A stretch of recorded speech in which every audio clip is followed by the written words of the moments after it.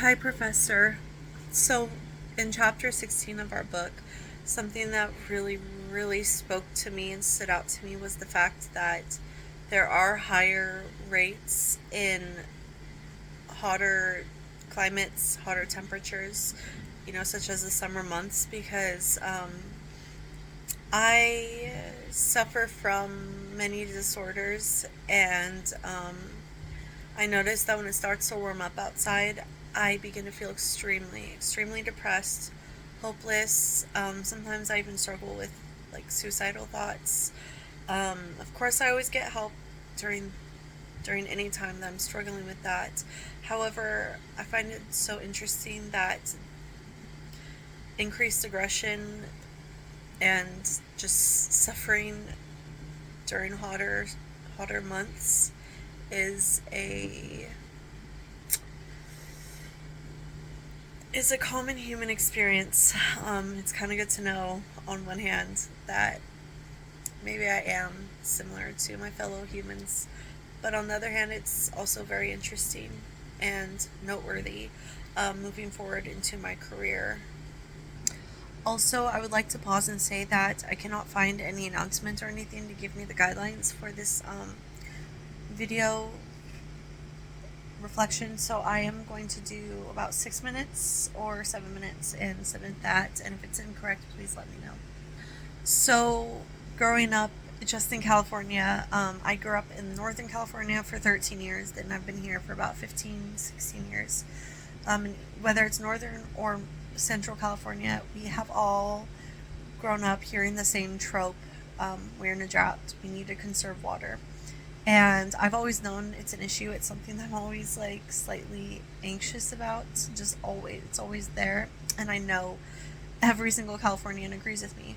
However, when I read that if temperatures increased by what we expect them to, what they 99.99% will increase to, um, which would be 3.5 to 7 degrees Fahrenheit in this century, again, as we expect them to, then that means that we are facing disasters.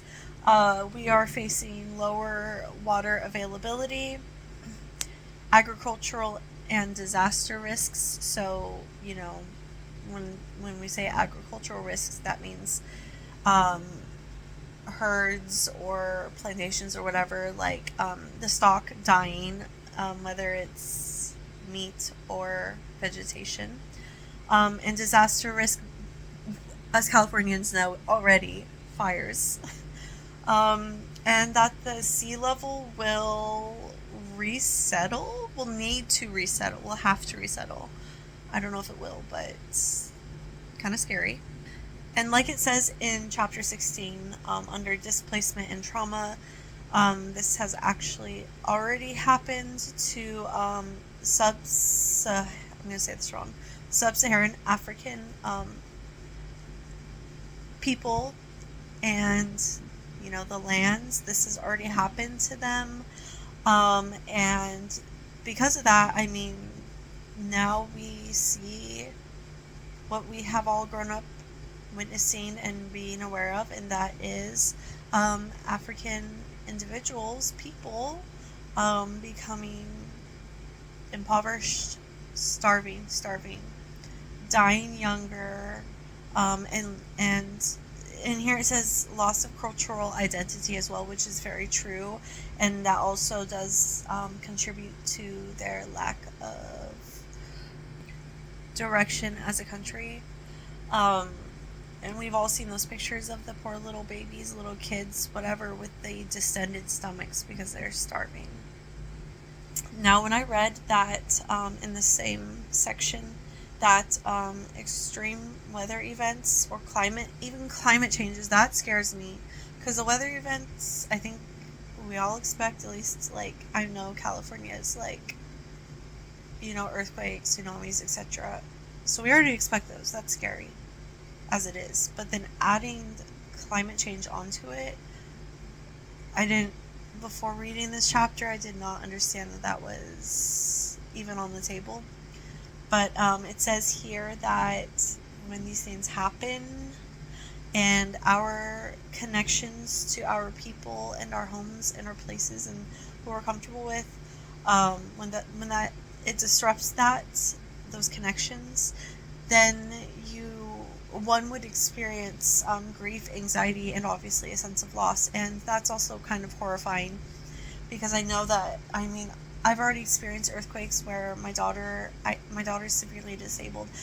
I have to grab her, go under the table, and keep her under the table, and that I haven't lived through a disastrous earthquake yet. So it's pretty horrifying to think like how much I already struggle with other forms of previously lived and survived traumas, and now the fact that our environment is changing so drastically and we're facing such tremendous ecological changes, the fact that that will also cause and create more trauma for me, trauma that I have to work through and learn to live with, is pretty horrible. But what is super reassuring, in at least in this chapter, is that we are making strides towards technologies and methods of everyday living that um, contribute positively to the environment, and adapting to the ecological changes, as well as um, slowing down the changes, such as climate changes and, you know, um, farmlands being destroyed, etc. So, in the book here, when we're reading about new technologies under chapter 16, it says that we've done things like replacing incandescent bulbs with LED lights, and replaced printed letters and catalogs with email and e-commerce, which we're all very much aware of. And we replaced coal burning with solar panels and wind farms. I have solar panels in my house. Um, and that we've replaced commuter miles with working remotely, which working remotely is just such a win all around. We love it. And it's really cool. So there's a sentence at the end of this section, the new technology section, and it says, commuting every weekday may never again return to 2019 levels. How crazy is that? Like, I don't remember when, I probably wasn't even alive when like the carbon footprint and, climate change and everything first hit our media, and like really enacted change. And so for me, it's pretty mind-blowing to read that I was 21 in 2019.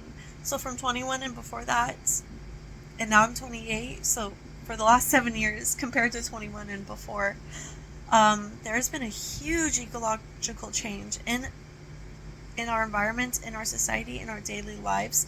And I am so sad that I wasn't made aware of it before, but also I think it's like really, really cool that it's happening now. And I have seen our country and our human beings and our people make changes. Even obviously, like us working remotely is more of an inadvertent change, more of a response to a biological disaster. However, it is still cool to see and be a part of that happening. So I hope that this made sense. I'm still on some very strong medications from my hospital visit. So please let me know if I did anything wrong. I couldn't find an outline or an announcement or anything that mentioned anything that I had to mention or that you wanted to hear about. So please let me know. And yeah, have a good semester. Have a good break. Bye.